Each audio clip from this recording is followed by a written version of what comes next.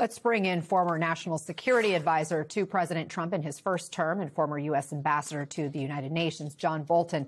Ambassador, you have called this ceasefire a mistake. President Trump extended it without providing a deadline, which is an unusual move for him. What does that shift tell you?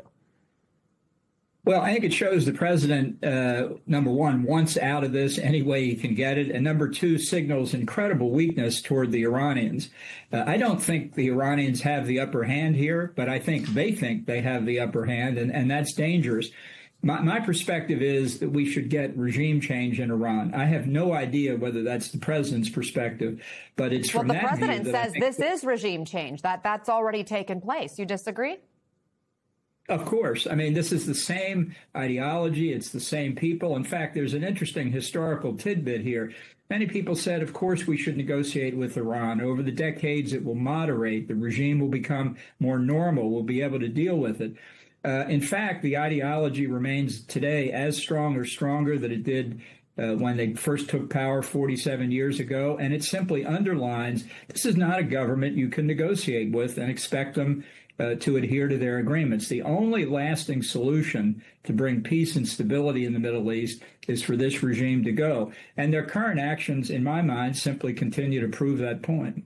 You have argued that President Trump's afraid of making a bad deal with Iran and coming out basically looking like a repeat of President Obama. And now we have reporting in the Washington Post that President Trump is facing a negotiated exit that resurrects many of the same trade-offs Obama confronted, like billions in frozen assets handed back to Iran, limits on Tehran's nuclear program that may eventually expire, and hardline leaders, as you speak of, ending up a better resource than they were even before. Should he make that deal?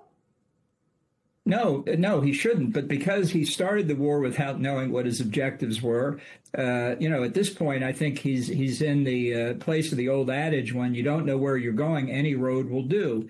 And he's looking to find some formula where he can declare victory with a straight face and forget about the consequences. I think that almost inevitably leads to a bad deal for America, and a bad deal for America's friends in the region, the Gulf Arabs and Israel, who are going to have to live with an Iran that will perceive, rightly or wrongly, that it stood up to the United States and prevailed. And here we are, almost a decade after the original deal, actually more than a decade after the original deal that Trump tore up with Iran. And you have Tehran further along in uranium enrichment. You have the Strait of Hormuz now closed, strangling the global economy. And at least 13 American service members are dead, with hundreds more injured. Did President Trump miscalculate? Well, I don't know what his calculations were, but I tell you, getting out of the 2015 nuclear deal was exactly the right thing to do. It was a terrible deal. It was one of the worst agreements in American diplomatic history. But aren't things now even worse than they were then, and less secure in terms of the ability for Iran to develop a nuclear weapon?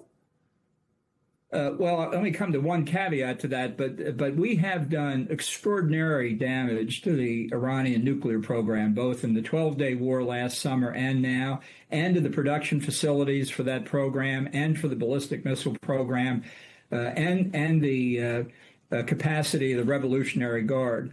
You know, there have been a lot of journalists all over cities in the Arab side of the Gulf and Israel who report on every broken window that Iran has caused. But there are almost no Western journalists inside Iran to report on the devastation that has been inflicted on them. And with good reason have we done that. I think they have been set back, but they win in their minds simply by surviving. And let me just say, as one example, the 2015 nuclear deal barely touched on the Bushehr nuclear reactor. And there are studies out now, as Henry Sokolsky and other non-proliferation experts have pointed out, that there's enough plutonium in the spent fuel from the Bushehr reactor, which went online in the early 2000s, right now, enough plutonium to produce 200 nuclear weapons. So everybody talks about uranium enrichment, but there are two paths to nuclear weapons. The plutonium path, Iran has not been impeded at all, a bit, not in 2015 and not today. Conversation to be continued, and we'll have to look more into that reporting you just referenced related to the plutonium. We haven't matched that reporting. Ambassador John Bolton, thank you very much for joining us and offering us your perspective on all of this.